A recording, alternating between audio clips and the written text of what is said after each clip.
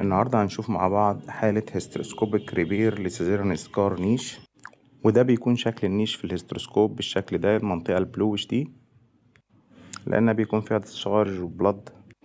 هو حجمه مش كبير نسبيا، حوالي 10 ملي لينس، ودبس 6 ملي، والريزيدوال مايمترال سيكنس 4 ملي، وده رقم يهمنا جدا طبعا في حالة الهيستروسكوبيك ريبير.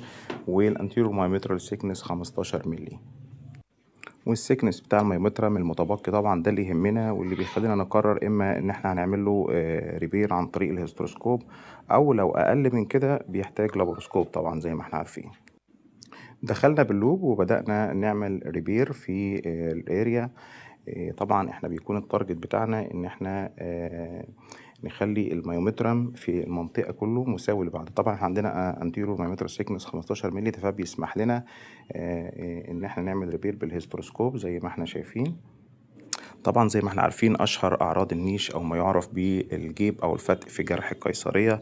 منطقه في جرح القيصريه بتكون التئامها ضعيف فعامله جيب، ده بيعمل افرازات بتنزل باستمرار مع دم ينزل بعد انتهاء الدوره، مع احيانا اجهاض او تاخر حمل. بنكمل تصليح بخلال منظار الرحم زي ما احنا شايفين، برضو بناخد مور شيتس في الاريا اراوند، واي نقط بسيطة بليدنج ممكن نقف عليها باللوب ونعمل كواج تختفي تماما. هنا بدأنا السيكنس بتاع المنطقة الاراوند النيش بتبقى بقت مقاربة ليه. وطبعا بتكون في حالات اخرى من النيش بنديها العلاج الهرموني اللي هو الكومبايند بيلز، اقراص من الحمل ثنائية الهرمون. الحالات دي بيكون مشكلتها هو موضوع الدم او الديسشارج، وليس الحمل او الخصوبة والانجاب. والحالات اللي ما بينفعش معاها العلاج الهرموني طبعا بنتجه سواء بمنظار البطن او منظار الرحم للعلاج بالتدخل.